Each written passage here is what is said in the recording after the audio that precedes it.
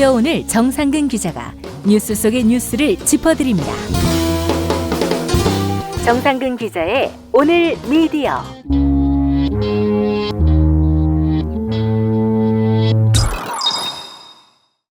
정상근 기자 나와 계시죠? 네, 안녕하십니까. 예, 정 기자님 오늘 어떤 이야기 해볼까요? 네, 오늘은 먼저 이 통계를 가지고 이 장난치는 언론들에 대해서 말씀을 드리겠습니다. 조선일보죠, 뭐 더 말할 나위가 있습니까? 맞습니다. 근데 나는 참 이상한 게 이 사람들은 대체 부끄러운 줄을 모르나요? 이건 무리라는 걸 모르고 그런 짓을 했을 리는 없을 텐데 왜 그래요 대체 이 사람들은?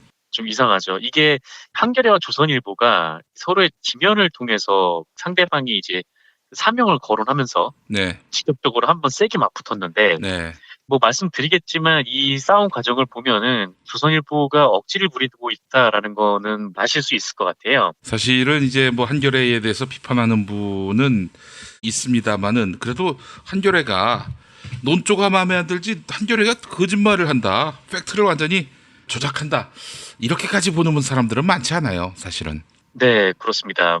한겨레가 뭐 실수는 할 수 있어도 뭐 이거를 의도적으로 어떤 조작을 했다 뭐 이런 경우들은 보기 좀 힘들 것 같은데. 범죄적 의도를 갖고. 네네. 하지만 조선일보는 다르죠. 여기는 아주 전문가들이에요. 네, 그래서 이 과정들을 보면은 그게 좀 잘 보이실 것 같은데. 예, 예. 통계는 제가 좀 문외한이긴 한데 근데 사실 제가 기사를 쓸 때도 이 통계는 정말 많이 인용을 하거든요. 왜냐면 있어 보이잖아요. 이게 있어 보이니까 그렇지. 종합한 수치가 또 제공이 되니까 이게 통계를 넣으면 기사의 신빙성이 높아지기도 하고요. 예, 통계는 정말 잘 봐야 되는 게 이게 아다르고 어다른 게 진짜 통계더라고요. 예, 우리가 접하는 통계 중에 역시 가장 문제가 되는 거는 뭐 여론조사가 자주 문제가 되긴 하죠. 예, 이번 주 관훈에서 뭐 자세히 말씀드리겠지만 지난주에 이 조선일보가 핵발전 관련된 여론조사 결과를 실었는데 이게 질문에서부터 아예 왜곡이 이루어졌다 뭐 이런 비판을 받고도 있고요. 그래서 이 통계를 가지고 조선일보 최규민 기자 그리고 한겨레의 안재승 논설위원이 지금 한판 세게 붙었습니다. 그래서 예, 제가 말씀드리는 건 이 요체는 언론이 통계를 지금 어떻게 자의적으로 해석하고 있느냐이지 통계가 어떻다 뭐 그런 말씀을 드리는 건 아니라는 점을 좀 말씀을 좀 드리고 싶고요. 예, 일단 한겨레와 조선일보 논쟁을 좀 보면요. 시작은 조선일보의 사설로부터 시작이 됐습니다. 이게 지난달 27일자 사설이었는데 제목이 2분기 0.7% 성장, 그 뒤에 드리운 더 암울한 전망이라는 제목이었어요. 예, 예, 예. 여기서 조선일보가 이렇게 주장을 합니다. 우리 경제가 2분기에 0.7% 성장하는 데 그쳤다. 예, 정부가 올해 성장률을 3%에서 2.9%로 낮췄지만 이마저 장담하기 어렵게 됐다. 올해도 세계 경제는 성장률 3.9%의 호황이 예상된다.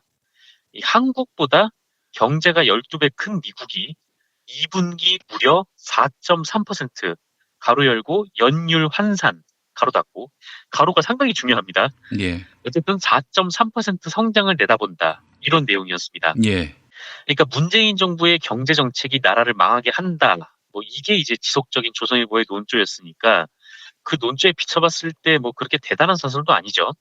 그냥 조선일보가 조선일보 한 겁니다. 근데 이거를 두고 한겨레 안재승 논설위원이 이 통계를 가져다 쓴 방식이 왜곡이다. 이렇게 비판을 했어요. 예, 예, 이게 지난 16일자였나 그때 칼럼인 것 같은데 아예 제목부터 통계 갖고 장난치지 마라 라는 제목이었습니다. 예, 여기서 안재승 위원이 이렇게 지적을 하는데요. 한국은 전기 대비 성장률이고 미국은 전년 대비 성장률을 연율로 환산한 수치다. 이건 기준 자체가 다르다.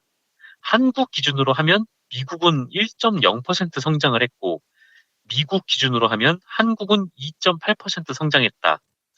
1분기엔 한국 성장률이 미국보다 높았다.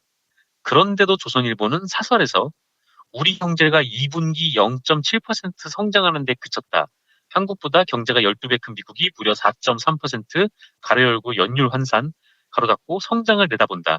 충격적이기에 앞서 어이가 없다. 라고 했는데 이 말이 더 어이가 없다. 이런 지적을 했습니다. 예, 그러니까 미국은 2017년 1월 대비 2018년 1월에 한 4% 올랐다. 하지만 한국은 2018년 1월 대비 2018년 4월에 1%밖에 안 올랐네. 이 무능한 문재인 정부 뭐 이렇게 해댔다는 거죠. 예. 통계를 쓰려면 같은 기준으로 써야 하는데 기준이 다른 두 통계를 놓고 정부를 비난했다 이런 겁니다. 그러면서 이 안재승 논설위원이 조선일보를 그야말로 맹폭격을 하는데 2004년 참여정부 때 통계청의 2003년 산업활동 동향 자료가 나왔는데 여기서 소주 판매가 2002년보다 5.4% 증가한 것으로 나오자 보수 언론들은 불황에 지친 서민들이 소주만 마셨다라고 보도를 했는데 그러다가 2004년 상반기 소주 판매가 2.2% 감소한 것으로 나오자 이번에는 불황 탓에 서민들이 소주도 못 마신다고 보도했다. 이렇게 지적을 했어요. 그러니까 귀에 걸면 귀걸이, 코에 걸면 코걸이 뭐 이런 식이었고 뭐 소주 판매가 증가해도 감소해도 다 불황의 증거였다. 뭐 이렇게 비판을 한 거죠. 그러면서 물론 체감 경기가 안 좋지만 그렇다고 해서 지금의 상황을 외환위기 때보다 어렵다느니 우리 경제가 총체적 난국에 빠졌다느니 하는 것도 나가도 너무 나갔다. 경제적 심리라는 말이 있는데 보수 언론들도 소비 심리가 바닥이라고 우려를 하면서 지금 외환위기 때보다 어렵다고 강변을 하고 있으니 이건 뭐 자가당착이다 이렇게 비판을 합니다. 예. 그런데 이번에는 또 조선일보의 최규민 기자가 21일에 이런 기사를 냅니다. 조선일보가 통계 장난치는 곳은 따로 있다. 제목이 이랬어요. 예. 여기를 보면 이렇게 얘기를 해요. 아니 우리가 뭘 왜곡했다는 거냐. 미국과 한국은 성장률을 집계하고 발표하는 방식이 애초부터 다르다. 이렇게 반격을 합니다. 이상하죠? 그러니까 미국과 한국의 방식이 다르니까 그걸 왜 직접적으로 비교하냐 뭐 이런 지적을 했는데 예. 이 비판에 대한 답이 아니 미국이랑 한국이랑 방식이 다르다니까 그게 무슨 말이야 라고 이상한 답변을 하는 겁니다. 그러면서 이 최규민 기자가 이렇게 얘기를 하는데 미국과 한국을 같은 기준으로 비교하기 어렵다.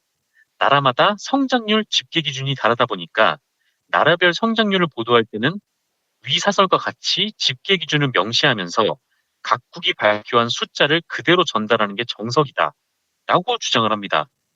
그러니까 아까 잠깐 말씀드렸던 가로 열고 연율 환산, 가로 닫고 요거 하나 넣었으니까 우리 기사는 아무 문제가 없다라는 얘기인 것 같은데 이걸 지금 해명이라고 내놓은 게 더 황당하더라고요. 그러면서 한겨레도 그런 식으로 통계 기사를 썼다 이렇게 비판을 하고요. 그리고 한겨레는 애당초 왜 이런 말도 안 되는 꼬투리를 잡아서 조선일보를 공격하는 걸까요? 짐작컨대 조선일보가 현 정부의 경제 정책을 비판하는 게 불편했기 때문일 겁니다. 뭐 이러면서 지난 정권에서는 누구보다도 사나웠던 감시견이 정권이 바뀌고 난 후 충직한 사냥개처럼 된 것은 희극인가요? 비극인가요? 이렇게 얘기를 합니다. 그러니까 이거는 메시지가 아니라 메신저를 공격을 하는 거죠. 그렇죠.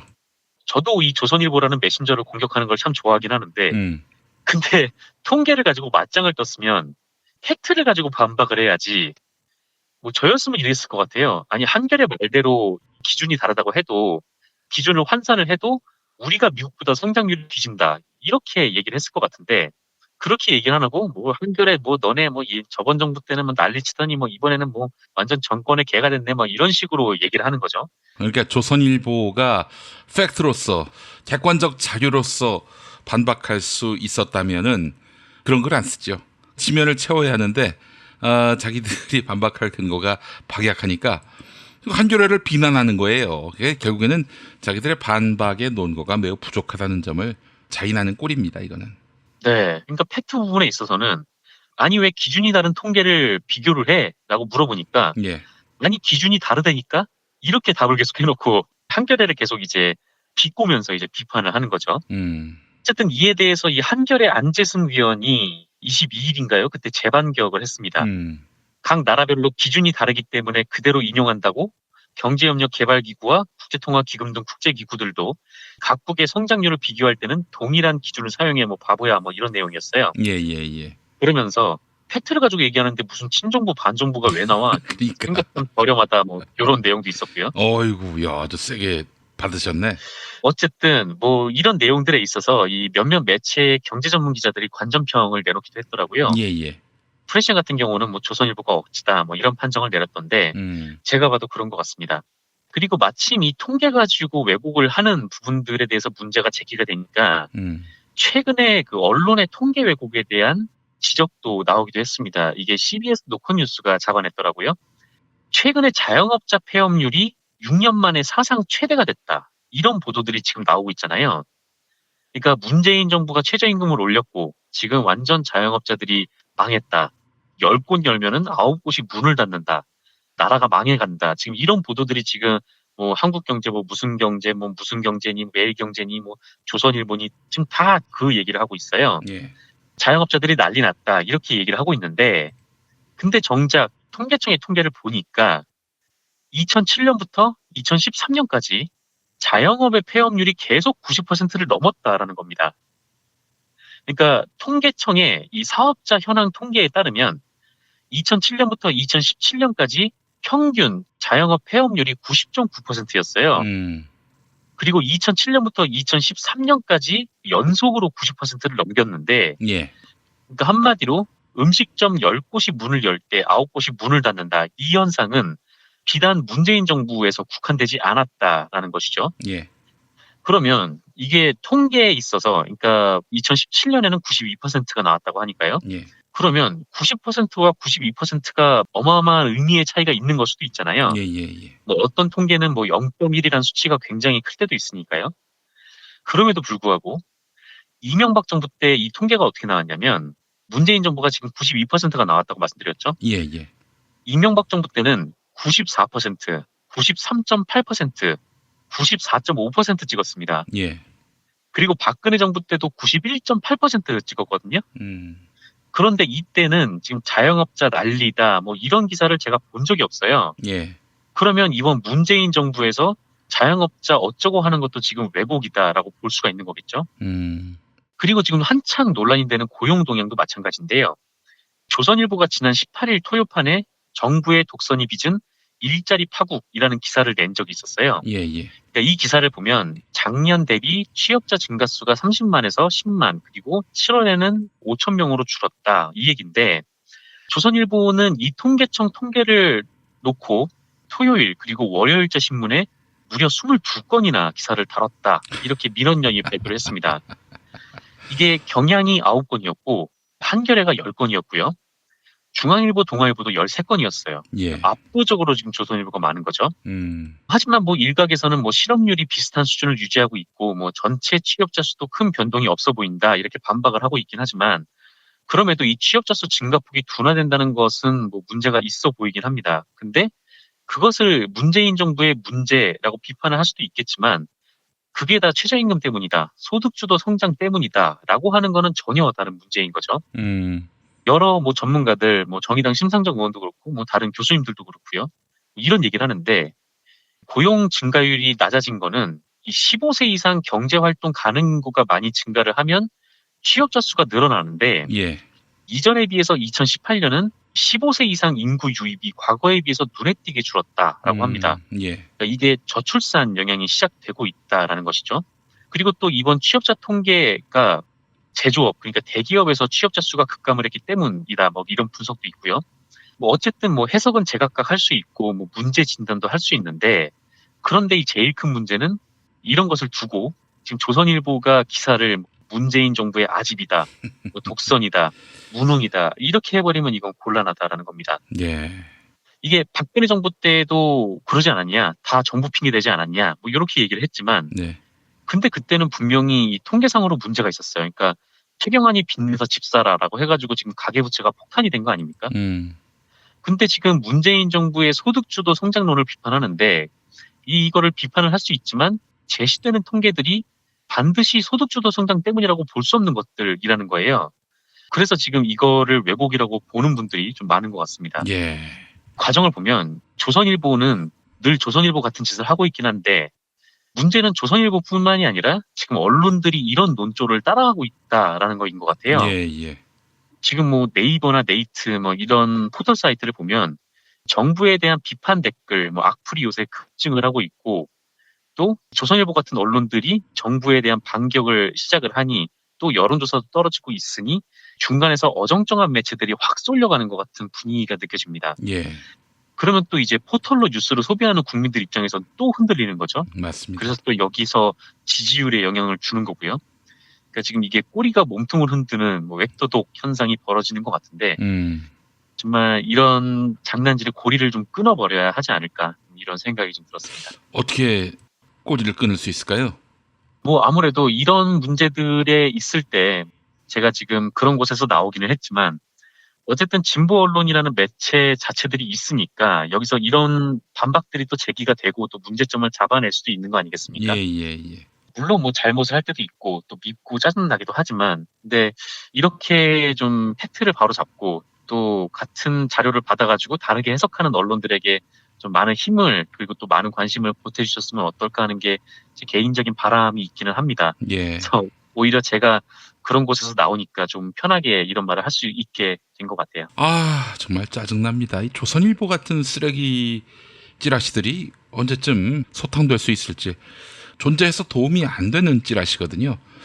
종이 쓰레기의 다름 아닌 이런 조선일보를 돈 주고 보는 분들은 정말 딱한 분들이고요. 결국에는 자기들의 정치적 목표를 위해 존재하는 신문은 의미가 없는 거예요.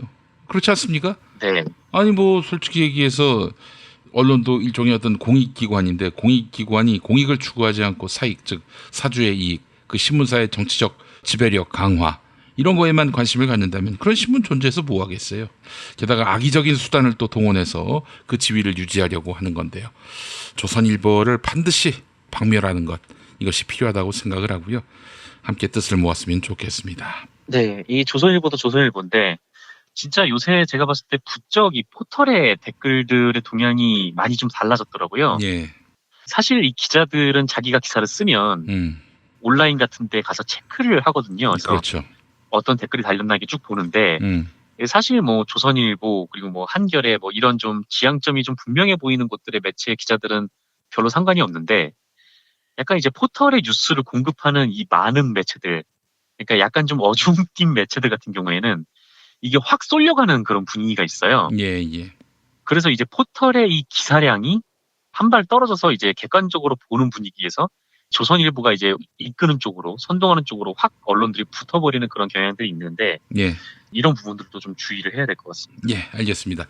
정상근 기자님 수고하셨습니다. 네, 고맙습니다.